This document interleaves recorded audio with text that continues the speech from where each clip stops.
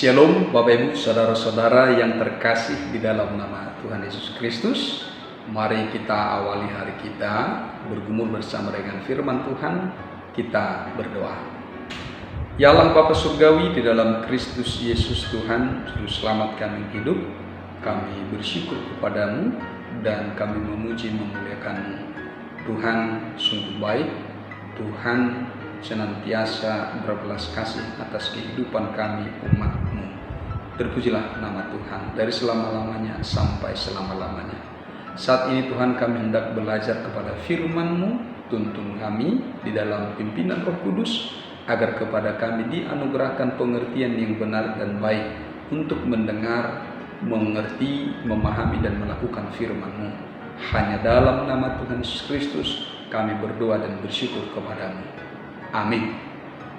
Bapak Ibu Saudara-saudara yang terkasih di dalam nama Tuhan Yesus Kristus, firman Tuhan yang menyapa kita pada hari ini tertulis dalam kitab Roma pasal 1 ayat 20. Demikian firman Tuhan.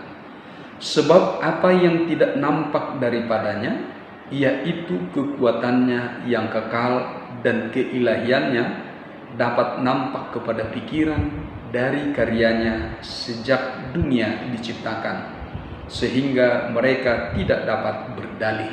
Demikian firman Tuhan. Bapak Ibu Saudara-saudara yang terkasih, bahwa dunia ini ada, langit, bumi, bintang-bintang, seluruh planet-planet, dan seluruh yang ada dalam semesta ini adalah penyataan Allah. Allah menyatakan kuasanya di dalam seluruh ciptaan. Alam raya ini adalah ciptaan Tuhan. Tuhanlah yang berkuasa. Tuhanlah yang menata. Tuhanlah yang mengatur kejadian dari seluruh alam semesta ini. Karena itu, seluruh ciptaan ini berada di dalam otoritas Tuhan Allah. Dunia ini ada karena Allah yang membuatnya ada. Dunia ini ada bukan karena ada begitu saja, atau ada karena hanya peristiwa-peristiwa kimiawi di tengah-tengah alam ini. Bukan.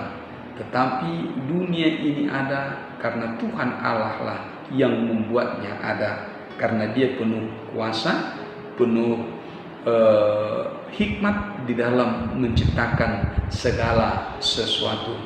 Bapak Ibu Saudara-saudara yang terkasih, di dalam kuasanya itu Dia menyatakan juga banyak hal tentang keberadaan kuasanya itu di tengah-tengah dunia ini, secara khusus di tengah-tengah bumi ini, di mana kita hidup, di mana kita berdiam, di mana kita melakukan segala aktivitas kehidupan kita setiap hari. Ada banyak tanda kehadiran Tuhan, ada banyak tanda hikmat Tuhan yang telah terjadi di tengah-tengah dunia ini atau di tengah-tengah bumi ini. Penyataan kasih Allah itu, penyataan kehendaknya itu telah dinyatakan sejak Dia menciptakan manusia pertama, Adam dan Hawa, bahwa Tuhan menyatakan otoritasnya atas manusia itu. Anak-anak Adam dari generasi ke generasi hingga saat ini.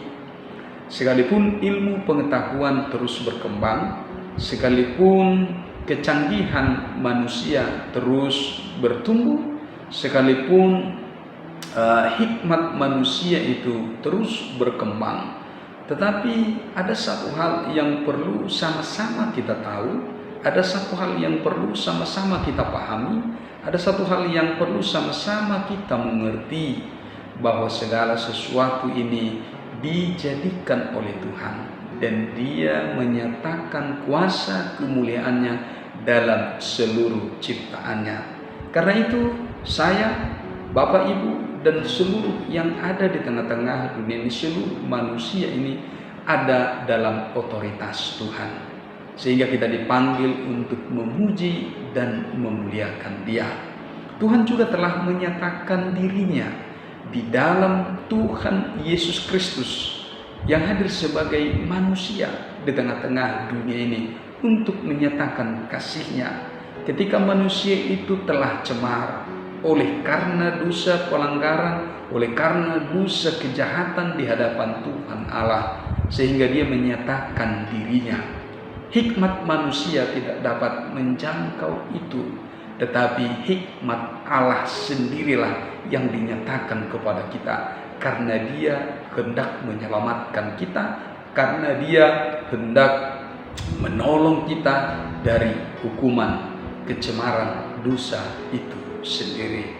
Karena itu Bapak Ibu saudara-saudara yang terkasih, bagaimanapun tingginya ilmu pengetahuan, bagaimanapun tingginya hikmat manusia, bagaimanapun keberadaan karya-karya manusia di tengah-tengah dunia ini, maka hal itu tidak berarti menjadi alasan atau apapun untuk meniadakan keberadaan Allah itu sendiri.